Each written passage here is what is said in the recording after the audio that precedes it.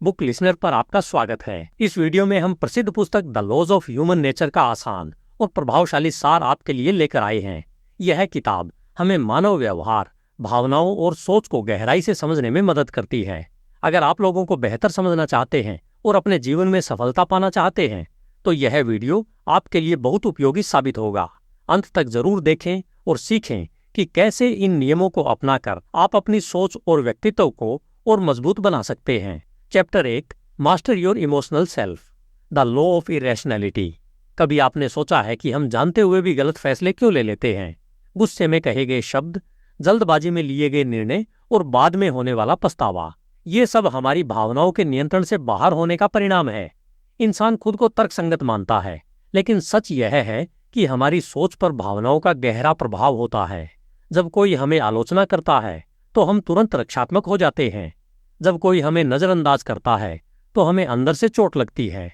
यही भावनात्मक प्रतिक्रियाएं हमें बिना सोचे समझे कार्य करने पर मजबूर करती हैं। इस नियम का मूल यही है कि हम अपनी भावनाओं को पहचानें और उन्हें नियंत्रित करना सीखें। भावनाओं को दबाना समाधान नहीं है, बल्कि उन्हें समझना और उनके पीछे के कारण को जानना जरूरी है। जब आप किसी स्थिति में अत्यधिक प्रतिक्रिया दे रहे हो तो खुद से पूछें, क्या यह प्रतिक्रिया सही है या सिर्फ मेरी भावनाओं का असर है? थोड़ी देर रुककर सोचने से आप बेहतर निर्णय ले सकते हैं। अपने अंदर के ट्रिगर्स को पहचानना भी महत्वपूर्ण है। कौन सी बातें आपको सबसे ज्यादा प्रभावित करती हैं? किन परिस्थितियों में आप नियंत्रण खो देते हैं?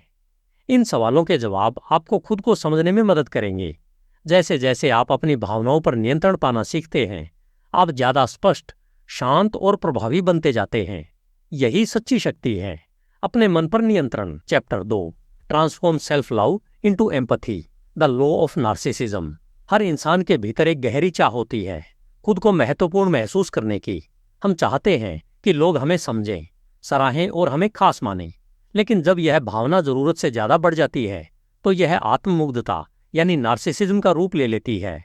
ऐसे में हम दूसरों की भावनाओं और जरूरतों को नजरअंदाज करने लगते हैं।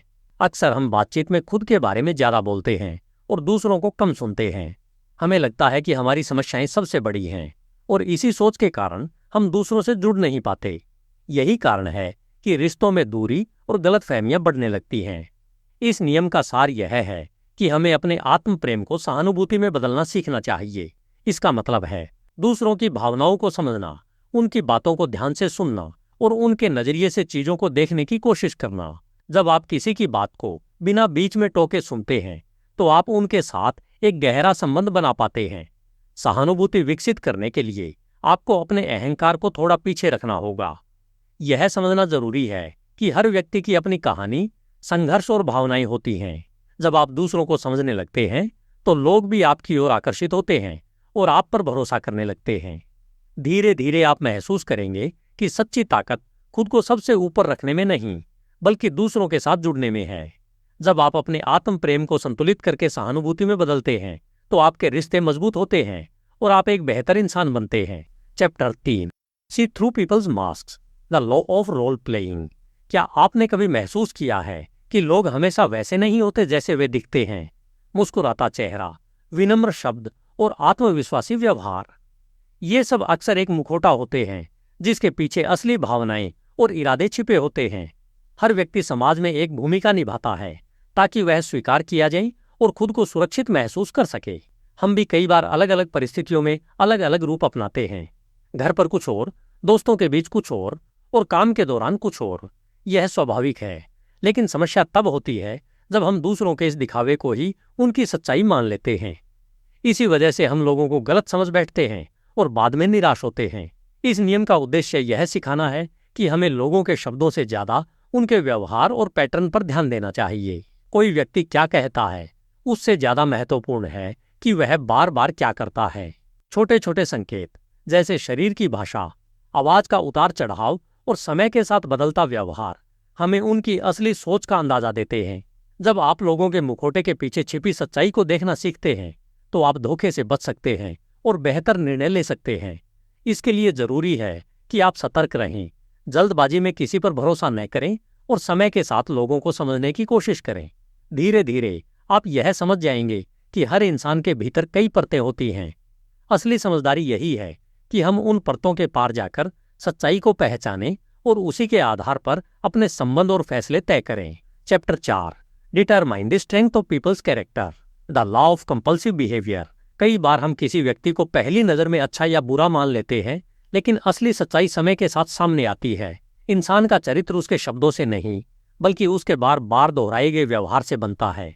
जो आदतें हम लगातार दोहराते हैं, वही हमारे व्यक्तित्व और भविष्य को आकार देती हैं।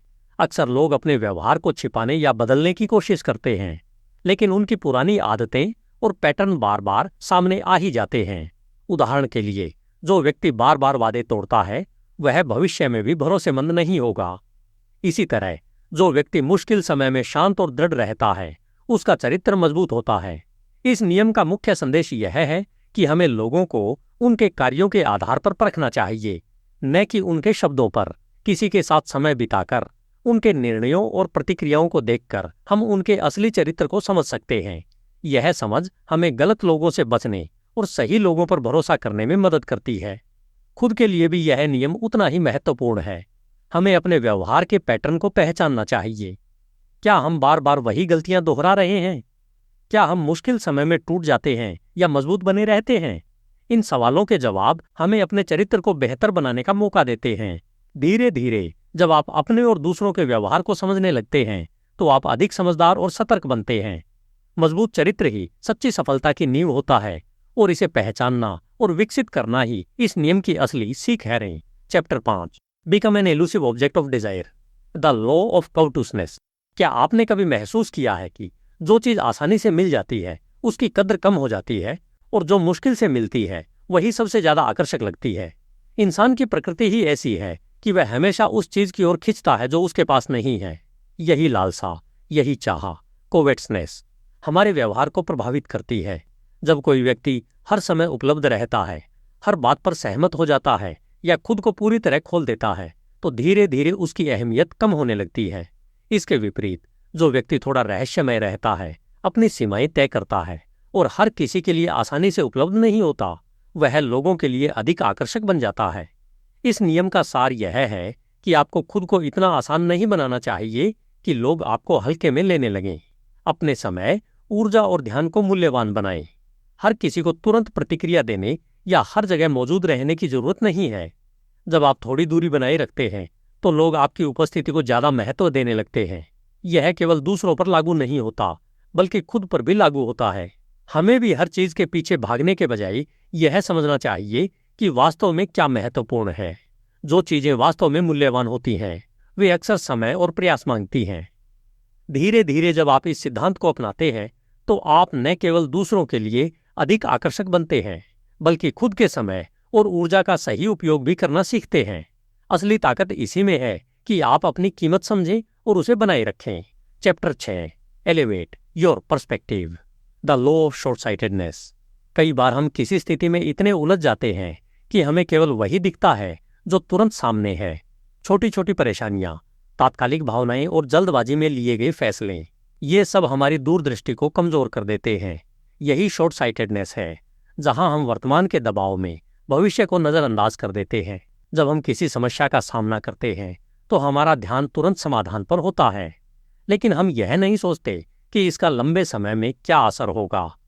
उदाहरण के लिए, गुस्से में लिया गया निर्णय या तुरंत मिलने वाले लाभ के लिए किया गया गलत कदम आगे चलकर नुकसान दे सकता है। इस तरह की सोच हमें बार बार गलतियों की ओर ले जाती है। इस नियम का मुख्य उद्देश्य है कि हम अपनी सोच को ऊंचा उठाएं और हर परिस्थिति को व्यापक नजरिए से देखें। जब भी आप किसी निर्णय के सामने हों, खुद से पूछें, इसका असर एक दिन, एक महीने या एक साल बाद क्या होगा? यह छोटा सा बदलाव आपको अधिक समझदारी से निर्णय लेने में मदद करेगा। दूरी बनाकर सोचना भी एक प्रभावी तरीका है। जब आप किसी स्थिति से थोड़ा हटकर उसे देखते हैं, तो भावनाएं कम हो जाती हैं और तर्कसंगत सोच बढ़ती है। इससे आप स्थिति को स्पष्ट रूप से समझ पाते हैं। धीरे धीरे जब आप अपने दृष्टिकोण को व्यापक बनाते हैं, तो आप जल्दबाजी से बचते हैं और अपने जीवन को अधिक संतुलित और स्थिर बनाते हैं। असली समझदारी इसी में है कि हम केवल वर्तमान नहीं, बल्कि भविष्य को भी ध्यान में रखते हुए फैसले लें। Chapter 7, soften people's resistance by confirming their self opinion, the law of defensiveness. क्या आपने कभी देखा है कि जब आप किसी को सीधे बताते हैं कि वह गलत है, तो वह तुरंत रक्षात्मक हो जाता है, चाहे आपकी बात सही ही क्यों न हो। लोग अपने विचारों और अपनी छवि की रक्षा करने लगते हैं। यही डिफेंसिवनेस है, जहां इंसान अपने अहंकार को बचाने के लिए सच्चाई को भी स्वीकार नहीं करता। हर व्यक्ति अपने बारे में एक खास धारणा रखता है। वह खुद को समझदार, सही और अच्छा मानता है। जब कोई इस छवि को चुनौती देता है तो उसे अंदर से खतरा महसूस होता है। यही कारण है कि बहस अक्सर तर्क से नहीं बल्कि भावनाओं से चलने लगती है और समाधान की जगह टकराव बढ़ जाता है। इस नियम का सार यह है कि अगर आप किसी को बदलना या समझाना चाहते हैं तो पहले उसकी सोच और भावनाओं को स्वीकार करें। सीधे विरोध करने के बजाय उसकी बात में कुछ सही ढूंढें और उसे मान्यता दें। जब सामने वाला व्यक्ति खुद को समझा हुआ महसूस करता है तो उसका रक्षात्मक रवैया धीरे धीरे कम हो जाता है। उदाहरण के लिए, अगर आप कहें तुम गलत हो तो सामने वाला तुरंत विरोध करेगा। लेकिन अगर आप कहें मैं समझ सकता हूं कि तुम ऐसा क्यों सोचते हो, तो बातचीत का माहौल बदल जाता है। इससे सामने वाला खुलकर सुनने और समझने के लिए तैयार होता है। धीरे धीरे आप यह सीख जाते हैं कि लोगों को बदलने का सबसे प्रभावी तरीका टकराव नहीं बल्कि समझ और सम्मान है। जब आप दूसरों की आत्म छवि का सम्मान करते हैं तो वे भी आपकी बात को अधिक खुले मन से स्वीकार करते हैं, और यही असली प्रभाव है। Chapter 8, change your circumstances by changing your attitude, the law of self sabotage. कई बार हम अपने जीवन की समस्याओं के लिए बाहरी परिस्थितियों को जिम्मेदार ठहराते हैं, किस्मत, लोग या हालात।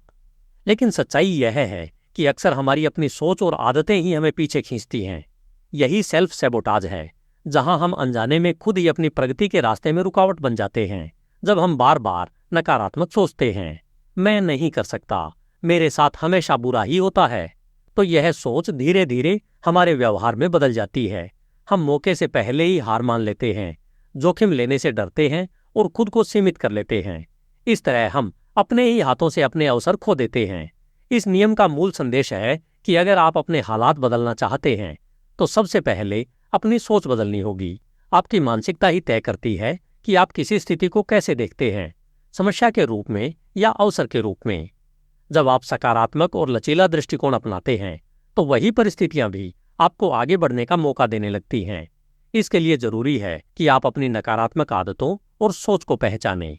जब भी आप खुद को सीमित करने वाले विचारों में फंसते हुए देखें तो उन्हें चुनौती दें। खुद से पूछें, क्या यह सच है या सिर्फ मेरा डर है? इस तरह आप धीरे धीरे अपने मन को नई दिशा दे सकते हैं। जब आप अपनी सोच और रवैये को बदलते हैं तो आपका आत्मविश्वास बढ़ता है और आप नए अवसरों को अपनाने लगते हैं। असली बदलाव बाहर नहीं बल्कि आपके अंदर से शुरू होता है, और यही आपको एक बेहतर और सफल जीवन की ओर ले जाता है। Chapter 9, confront your dark side, the law of repression. हर इंसान के भीतर एक ऐसा पक्ष होता है जिसे वह दुनिया से छिपा कर रखता है। गुस्सा, ईर्ष्या, असुरक्षा या गलत इच्छाएं। हम खुद को अच्छा दिखाने के लिए इन भावनाओं को दबा देते हैं, लेकिन ये कहीं जाती नहीं हैं। ये हमारे अंदर ही जमा होती रहती हैं और समय आने पर अचानक बाहर आ जाती हैं। यही हमारा डार्क साइड है। जब हम अपनी कमजोरियों और नकारात्मक भावनाओं को स्वीकार नहीं करते तो वे हमारे व्यवहार को अनजाने में नियंत्रित करने लगती हैं।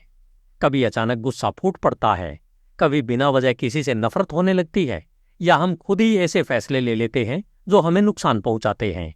यह सब दबे हुए भावों का परिणाम होता है। इस नियम का मुख्य उद्देश्य है कि हम अपने इस छिपे हुए पक्ष को पहचानें और उसे स्वीकार करें। इसका मतलब यह नहीं कि हम नकारात्मक बन जाएं, बल्कि यह समझें कि ये भावनाएं भी हमारे व्यक्तित्व का हिस्सा हैं। जब आप अपने अंदर की सच्चाई को स्वीकार करते हैं तो आप उस पर नियंत्रण पा सकते हैं। अपने डार्क साइड को समझने के लिए आपको आत्मनिरीक्षण करना होगा। किन परिस्थितियों में आप ज्यादा प्रतिक्रिया देते हैं? कौन सी बातें आपको असहज या असुरक्षित महसूस कराती हैं? इन सवालों के जवाब आपको अपनी छिपी हुई भावनाओं तक ले जाएंगे। धीरे धीरे जब आप अपने इस पक्ष को स्वीकार कर लेते हैं तो वह आपको नियंत्रित करना बंद कर देता है। इसके बजाय आप उसे सकारात्मक दिशा में इस्तेमाल करना सीखते हैं। असली ताकत अपने अच्छे पक्ष को दिखाने में नहीं, बल्कि अपने पूरे व्यक्तित्व को समझने और संतुलित करने में है। Chapter 10, beware the fragile ego, the law of envy. क्या आपने कभी महसूस किया है कि किसी और की सफलता देखकर आपके अंदर हल्की सी जलन पैदा होती है? यह एक सामान्य मानवीय भावना है, लेकिन जब यह बढ़ जाती है तो यह हमारे व्यवहार और सोच को नकारात्मक बना देती है। यही ईर्ष्या है। एक ऐसी भावना जो हमारे अहंकार की कमजोरी को उजागर करती है। हर व्यक्ति अपने आप को खास और सफल देखना चाहता है, लेकिन जब कोई दूसरा व्यक्ति हमसे आगे बढ़ता हुआ दिखाई देता है तो हमारा अहंकार आहत होता है। हम अक्सर इसे स्वीकार नहीं करते और इसे छिपाने की कोशिश करते हैं, लेकिन अंदर ही अंदर यह हमें परेशान करती रहती है। यही वजह है कि हम दूसरों की आलोचना करने लगते हैं या उनकी सफलता को कम करके आंकते हैं। इस नियम का सार यह है कि हमें अपनी ईर्ष्या को पहचानना और उसे सकारात्मक दिशा में बदलना सीखना चाहिए। जब भी आप किसी से जलन महसूस करें तो उसे नकारने के बजाय समझने की कोशिश करें। खुद से पूछें, उस व्यक्ति में ऐसा क्या है जो मुझे प्रभावित कर रहा है? यह सवाल आपको अपने अंदर की इच्छाओं और लक्ष्यों को समझने में मदद करेगा। ईर्ष्या को प्रेरणा में बदलना सबसे बड़ी कला है। दूसरों से तुलना करने के बजाय उनसे सीखने की कोशिश करें। उनकी सफलता को अपने लिए एक संकेत माने कि आप भी मेहनत और सही दिशा में काम करके वहां पहुंच सकते हैं। धीरे धीरे जब आप अपने अहंकार को समझने लगते हैं तो आप भावनात्मक रूप से मजबूत बनते हैं। असली शक्ति दूसरों को नीचे दिखाने में नहीं, बल्कि खुद को बेहतर बनाने में है। जब आप ईर्ष्या को सही तरीके से संभालते हैं तो वही भावना आपको आगे बढ़ने की ताकत देती है। Chapter 11, know your limits, the law of grandiosity. क्या आपने कभी ऐसा महसूस किया है कि आप सब कुछ कर सकते हैं, कोई भी गलती नहीं कर सकते, या आप दूसरों से बेहतर हैं? यह आत्मविश्वास नहीं, बल्कि ग्रैंडियोसिटी की शुरुआत हो सकती है। जब इंसान अपनी क्षमताओं को बढ़ा चढ़ाकर देखने लगता है तो वह अपनी सीमाओं को नजरअंदाज करने लगता है, और यही उसे गलत फैसलों की ओर ले जाता है। शुरुआत में यह भावना अच्छी लगती है। आपको लगता है कि आप खास हैं और आप हर चुनौती को पार कर सकते हैं। लेकिन धीरे धीरे यह अति आत्मविश्वास आपको वास्तविकता से दूर कर देता है। आप सलाह लेना बंद कर देते हैं, दूसरों की बातों को महत्व नहीं देते और जोखिम भरे फैसले लेने लगते हैं। यही वह बिंदु है जहां से गिरावट शुरू होती है। इस नियम का मुख्य संदेश है कि अपनी सीमाओं को पहचानना कमजोरी नहीं, बल्कि समझदारी है। हर इंसान की कुछ ताकतें होती हैं और कुछ कमजोरियां भी। जब आप अपनी कमजोरियों को स्वीकार करते हैं तभी आप उन्हें सुधार सकते हैं और संतुलित तरीके से आगे बढ़ सकते हैं। अपने आसपास ऐसे लोगों को रखें जो आपको सच्ची प्रतिक्रिया दें, न कि सिर्फ आपकी तारीफ करें। आलोचना को नकारने के बजाय उसे समझने की कोशिश करें। यह आपको जमीन से जुड़े रहने में मदद करेगा और आपको वास्तविकता का सही अंदाजा देगा। धीरे धीरे जब आप अपने अहंकार को नियंत्रित करते हैं और अपनी सीमाओं को स्वीकार करते हैं तो आप ज्यादा स्थिर और समझदार बनते हैं।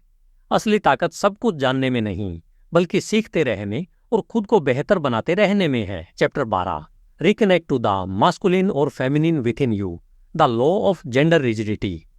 क्या आपने कभी महसूस किया है कि समाज हमें यह सिखाता है कि हमें कैसा होना चाहिए? लड़कों को मजबूत और भावनाहीन और लड़कियों को कोमल और संवेदनशील। ये सीमित धारणाएं हमें एक निश्चित ढांचे में बांध देती हैं, लेकिन सच्चाई यह है कि हर इंसान के भीतर दोनों तरह के गुण मौजूद होते हैं, दृढ़ता और संवेदनशीलता, तर्क और भावनाएं। जब हम इन सामाजिक भूमिकाओं में बहुत ज्यादा बंध जाते हैं तो हम अपने व्यक्तित्व के एक बड़े हिस्से को दबा देते हैं। उदाहरण के लिए, अगर कोई पुरुष अपनी भावनाएं व्यक्त नहीं करता तो वह अंदर ही अंदर तनाव और असंतुलन महसूस कर सकता है। उसी तरह अगर कोई महिला अपनी दृढ़ता और आत्मविश्वास को दबाती है तो वह अपनी पूरी क्षमता तक नहीं पहुंच पाती। इस नियम का मुख्य संदेश है कि हमें अपने अंदर के इन दोनों पक्षों को स्वीकार करना चाहिए और उनके बीच संतुलन बनाना चाहिए। जब आप अपनी भावनाओं को समझते हैं और साथ ही तर्कसंगत निर्णय लेते हैं तो आप अधिक संतुलित और प्रभावी बनते हैं। खुद को किसी एक पहचान तक सीमित करना आपको कमजोर बनाता है, जबकि अपने व्यक्तित्व के सभी पहलुओं को अपनाना आपको मजबूत बनाता है। यह आपको हर स्थिति में बेहतर तरीके से प्रतिक्रिया देने की क्षमता देता है। धीरे धीरे जब आप अपने अंदर के इस संतुलन को विकसित करते हैं तो आप अधिक आत्मविश्वासी, समझदार और लचीले बनते हैं। असली शक्ति किसी एक रूप में नहीं, बल्कि अपने पूरे व्यक्तित्व को अपनाने में है। Chapter 13, advance with a sense of purpose, the law of aimlessness. क्या आपने कभी महसूस किया है कि बिना किसी स्पष्ट लक्ष्य के जीवन दिशाहीन लगने लगता है? दिन गुजरते जाते हैं लेकिन अंदर एक खालीपन बना रहता है। यही एमलेसनेस है। जब हमारे पास कोई ठोस उद्देश्य नहीं होता तो हमारी ऊर्जा बिखर जाती है और हम सही दिशा में आगे नहीं बढ़ पाते। जब इंसान के पास कोई स्पष्ट मकसद नहीं होता तो वह छोटी छोटी चीजों में उलझ जाता है। वह दूसरों की राय से प्रभावित होता है, हर नई चीज के पीछे भागता है और अंत में कुछ भी हासिल नहीं कर पाता। यह स्थिति हमें भ्रम और असंतोष की ओर ले जाती है। इस नियम का मुख्य संदेश है कि हमें अपने जीवन में एक स्पष्ट उद्देश्य तय करना चाहिए। यह उद्देश्य हमें दिशा देता है, हमारी ऊर्जा को केंद्रित करता है और हमें कठिन परिस्थितियों में भी आगे बढ़ने की ताकत देता है। जब आपके पास एक मजबूत क्यों होता है तो कैसे अपने आप स्पष्ट होने लगता है। अपने उद्देश्य को खोजने के लिए आपको खुद से गहरे सवाल पूछने होंगे। आप क्या करना चाहते हैं? किस चीज से आपको सच्ची संतुष्टि मिलती है? आप दुनिया में क्या योगदान देना चाहते हैं? इन सवालों के जवाब ही आपके रास्ते को स्पष्ट करेंगे।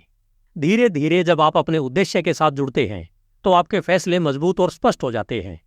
आप भटकना छोड़ देते हैं और हर कदम एक दिशा में बढ़ता है। असली संतुष्टि और सफलता उसी व्यक्ति को मिलती है जो अपने जीवन को एक स्पष्ट उद्देश्य के साथ जीता है। Chapter 14, resist the downward pull of the group, the law of conformity. क्या आपने कभी महसूस किया है कि जब आप किसी समूह का हिस्सा होते हैं तो आप वैसा ही व्यवहार करने लगते हैं जैसा बाकी लोग करते हैं? भले ही अंदर से आप सहमत न हों, फिर भी आप भीड़ के साथ चलने लगते हैं। यही कन्फॉर्मिटी है, जहां समूह का प्रभाव हमारे व्यक्तिगत सोच और निर्णय पर हावी हो जाता है। समूह में रहने से हमें सुरक्षा और अपनापन महसूस होता है, लेकिन इसके साथ एक खतरा भी जुड़ा होता है। हम अपनी सोच को दबाने लगते हैं और दूसरों की नकल करने लगते हैं। कई बार हम गलत फैसले भी सिर्फ इसलिए ले लेते हैं क्योंकि बाकी लोग भी वही कर रहे होते हैं। यह हमें अपनी असली पहचान से दूर कर देता है। इस नियम का मुख्य संदेश है कि हमें अपनी स्वतंत्र सोच को बनाए रखना चाहिए, चाहे हम किसी भी समूह का हिस्सा क्यों न हों। अपने विचारों और मूल्यों पर विश्वास रखना जरूरी है। अगर आपको लगता है कि कुछ गलत है तो सिर्फ भीड़ के दबाव में आकर उसे स्वीकार न करें। अपने अंदर आत्म जागरूकता विकसित करना भी बहुत जरूरी है। जब आप समझते हैं कि समूह आपको कैसे प्रभावित कर रहा है तो आप उससे बच सकते हैं। समय समय पर खुद से पूछें, क्या यह निर्णय मेरा है या मैं सिर्फ दूसरों का अनुसरण कर रहा हूं? धीरे धीरे जब आप अपनी सोच को मजबूत बनाते हैं तो आप भीड़ के प्रभाव से ऊपर उठ पाते हैं। असली शक्ति दूसरों जैसा बनने में नहीं, बल्कि खुद के प्रति सच्चे रहने में है।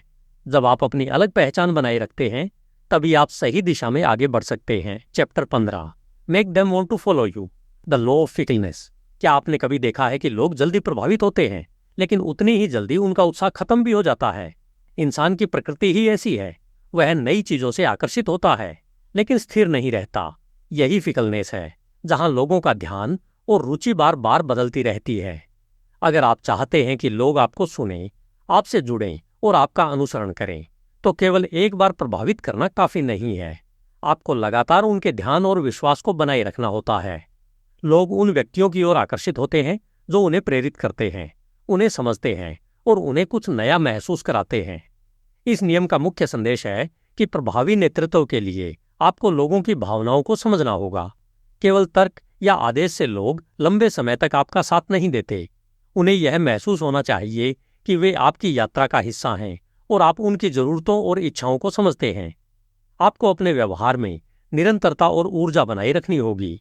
जब आप आत्मविश्वास के साथ स्पष्ट दिशा दिखाते हैं तो लोग स्वाभाविक रूप से आपकी ओर आकर्षित होते हैं।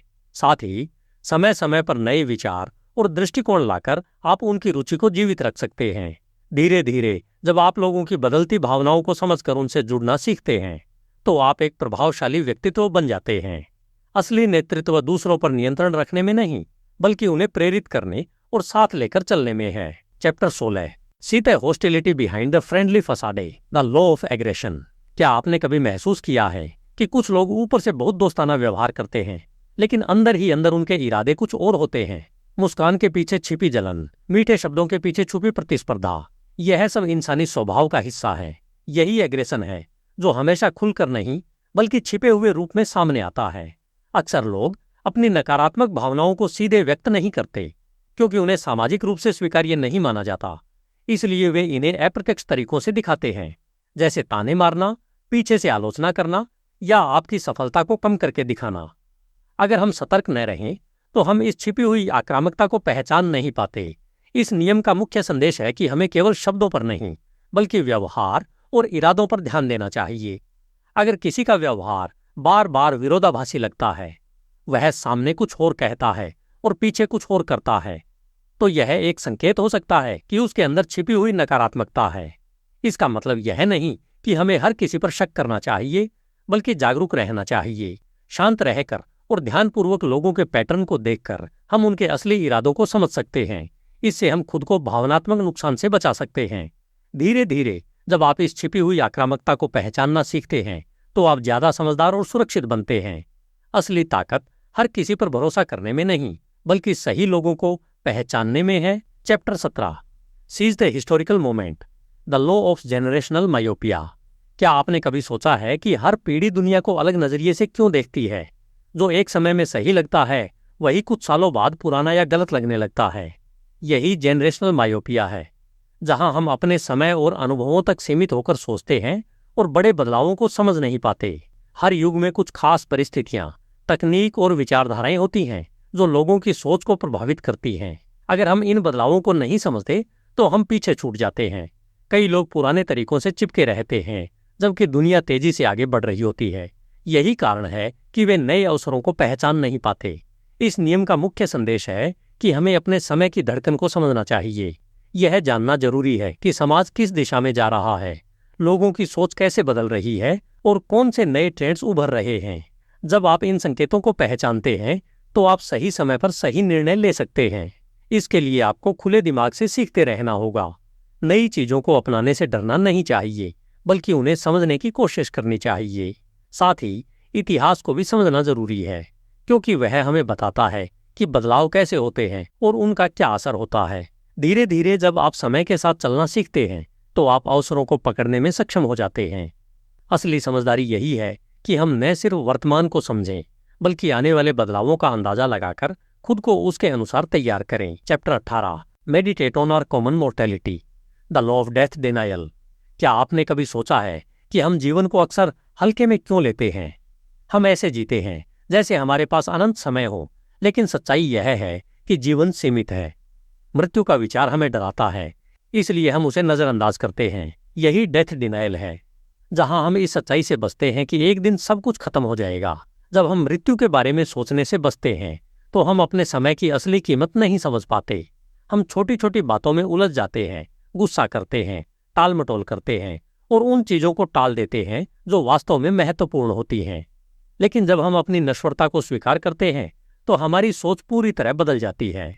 इस नियम का मुख्य संदेश है कि मृत्यु को याद रखना हमें डराने के लिए नहीं, बल्कि जागरूक करने के लिए है। जब आपको यह एहसास होता है कि समय सीमित है तो आप हर पल को ज्यादा अर्थपूर्ण तरीके से जीने लगते हैं। आप अपने रिश्तों को महत्व देते हैं, अपने लक्ष्यों पर ध्यान केंद्रित करते हैं और बेकार की चिंताओं को छोड़ देते हैं। यह सोच आपको जीवन के प्रति अधिक कृतज्ञ बनाती है। आप छोटी छोटी खुशियों को महसूस करने लगते हैं और अपने समय का बेहतर उपयोग करते हैं। यह आपको वर्तमान में जीना सिखाती है, बिना किसी अनावश्यक डर के।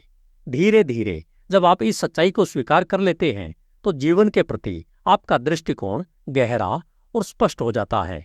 असली शक्ति मृत्यु से भागने में नहीं, बल्कि उसे समझकर एक बेहतर और सार्थक जीवन जीने में है। अगर आपको यह वीडियो पसंद आया हो तो इसे लाइक करें और ऐसे ही बेहतरीन ऑडियो बुक समरी के लिए हमारे चैनल बुक लिसनर को सब्सक्राइब करना न भूलें। अपनी सीख को और मजबूत बनाने के लिए वीडियो को अपने दोस्तों के साथ भी जरूर शेयर करें।